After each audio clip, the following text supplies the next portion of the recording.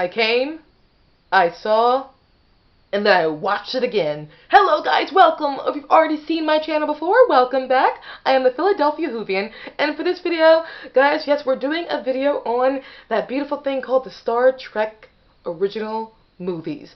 All 6 of those babies. Why am I doing this? Because for the first time ever, I mean literally ever, I saw all the Star Trek movies. To be honest, I didn't really see almost any of the Star Trek movies. The only one I saw was Star Trek 3 and parts of Star Trek 2. But outside that, and maybe one snippet of Star Trek 4. But either way, that's about it. So seeing all 6 Star Trek films, finally, I was quite excited. And I was like, oh my gosh, I love it. I'm enjoying myself. It's beautiful. It's glorious. Dear God, I'm sure people love this show. And love the movies. God.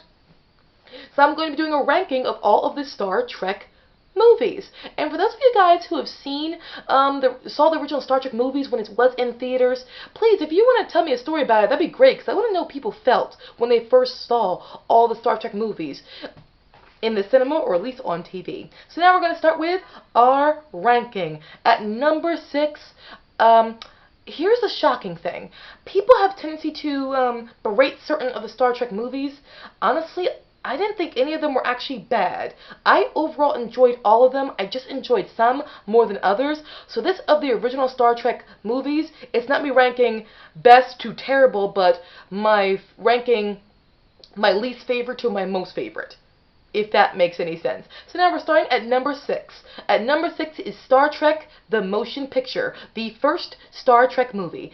Okay, the first Star Trek movie, it starts out with Captain Kirk getting the Enterprise back again after years of not being captain of the Enterprise. There's already another captain there, Captain Decker. So he comes on board, and Captain Decker therefore has to step aside for Captain Kirk. But it's literally a new ship, and Kirk does not know how to really run. And we see a guy, or a captain, commanding a ship throughout the story that he does not fully know the full handle of. So that, people have criticized the episode for that. I don't, because I like the idea of Captain Kirk having to go through the steps of becoming competent again. I like that he's not a Mary Sue character, and that's very good.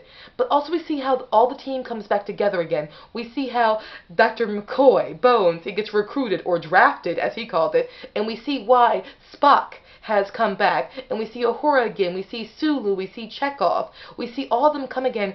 And another criticism that this one gets is the fact that, well, it's slow moving.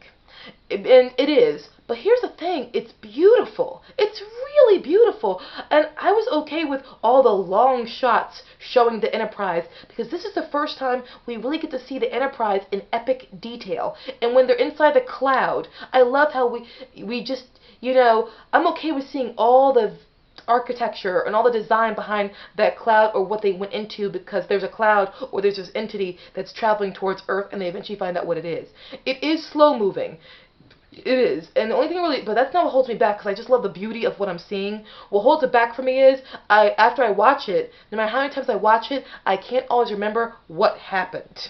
Like, this entity is coming towards Earth, and then this entity uses one of the crew members to be its voice. It gets there, and then Decker, he connects with it, whatever it is. I'm not going to lie. It's one of those things where I'm sure if I go back again, I will be able to unfold it in time, but not right now. Now, for number 5 of the entry, number 5, as brightly placed, is episode, or story, or movie 5, The Final Frontier. Okay, this is a story where I don't know if it's because, I say story a lot. I'm just used to saying stories when I think of television and Star Trek, but I forget I gotta now say movies. You'll find that out about me, sadly.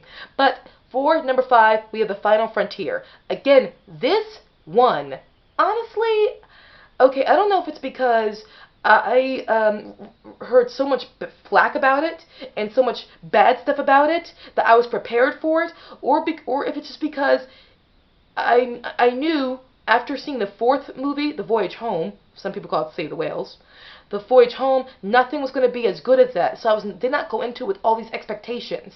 Because I did not go into it with all these expectations, I was pleasantly surprised. I did not hate it. I was overall quite fine with it.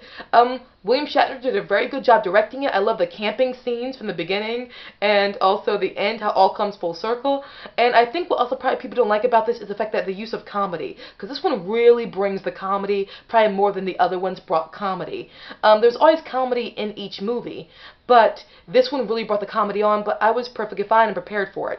And another thing I love when it came to the first movie, Star Trek the motion picture, was the last line William Shatner says nails Captain Kirk. When they say, "Where's our next stop?" or "Where to, Captain?" and Kirk says, "That away." Oh, love it. But with the fifth one, it really, really, really is just bringing in the comedy. But you know what? I overall really, really do enjoy it. I like the idea of Spock's half-brother. Yeah, that shocked me.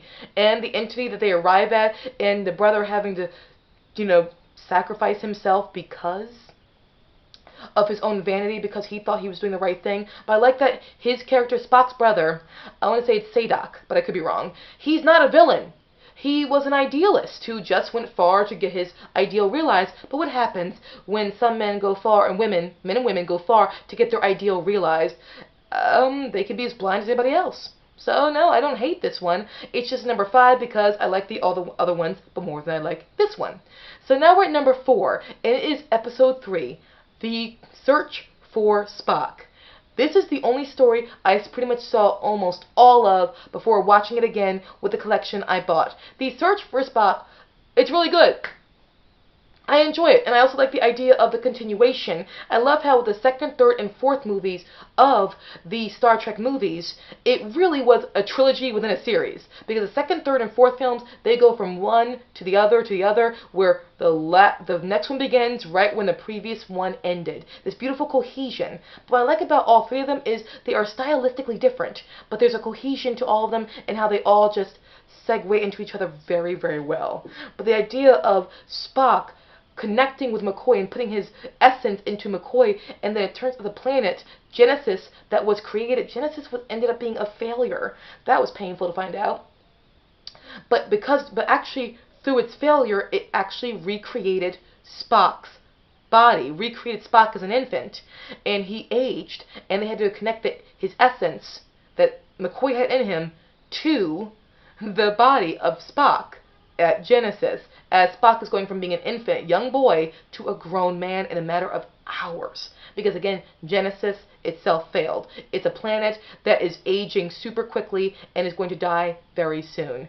The only problem I had with it was I did not understand why. Okay, Christopher Lloyd's, a Klingon character, again, great performance, but his wife had to be killed after she saw Genesis, after she saw the plans for it. I did not understand why she had to be, but maybe somebody in the comment section can explain it better than I can. If you could explain why, that's great, but if that's your only problem with the movie, it's still a very good movie. I love how it looks. Absolutely love it. Now, I believe we are at number 3. Number 3 is the final movie of the originals. Damn.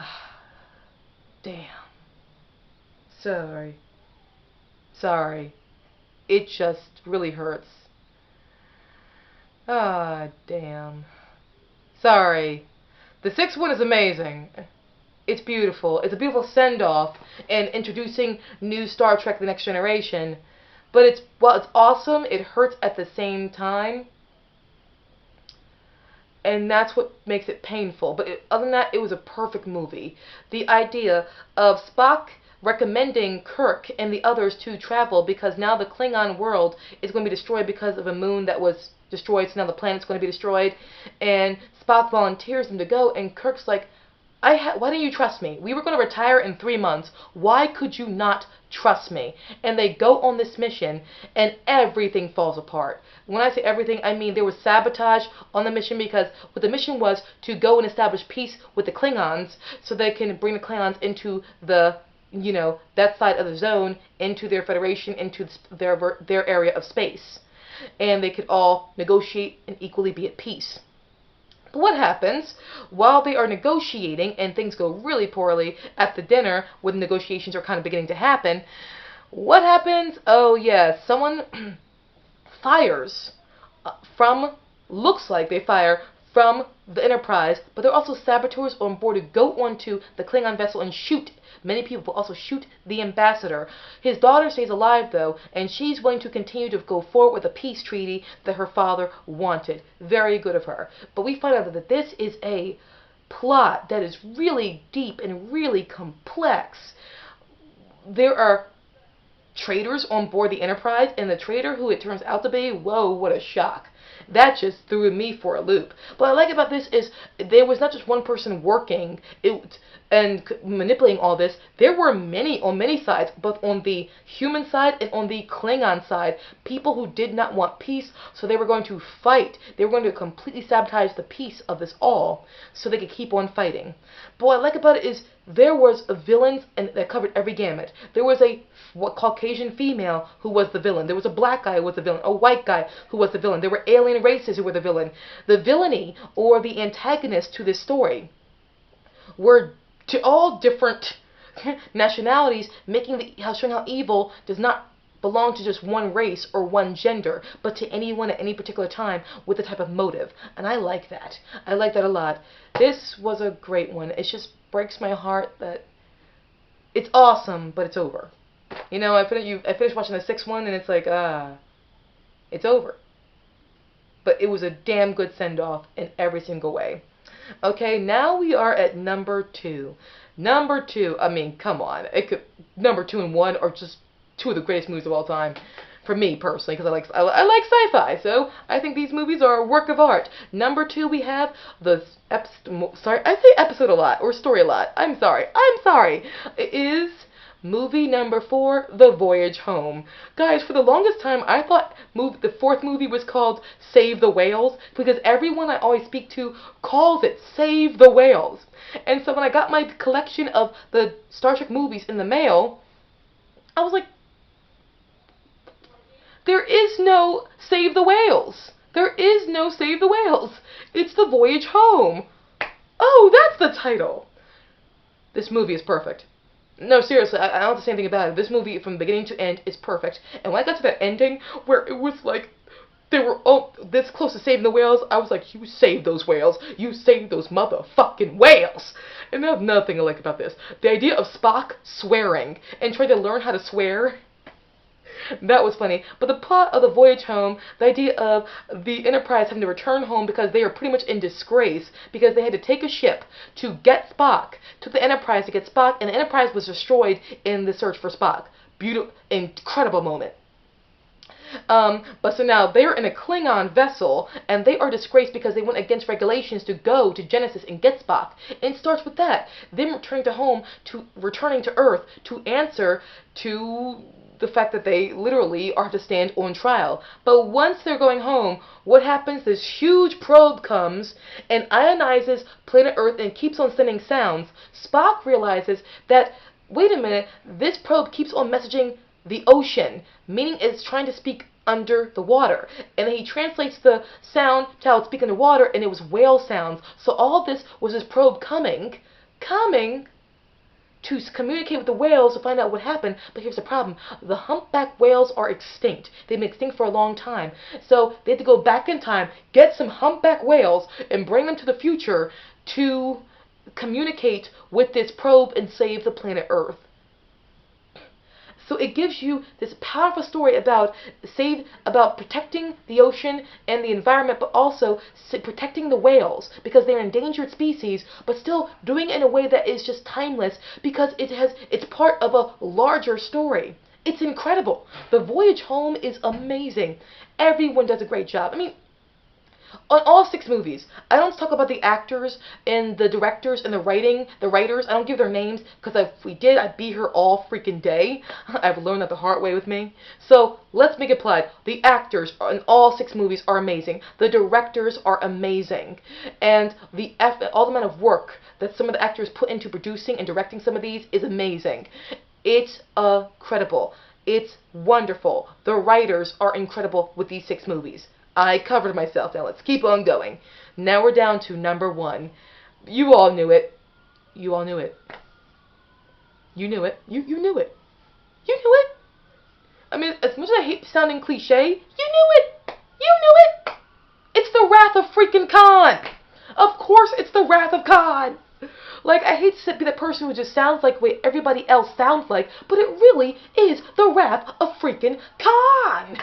It's just a perfect movie. Like The Voyage Home, perfect movie. Like The Sixth movie, perfect movie. So it's a great movie. It's great. It's perfect. Don't gotta say any more. So guys, have you seen all these movies? If you have not, I hope you do see them one day. But if you've seen them, what are your favorites? Let me know. Guys, you're awesome. Peace out, guys.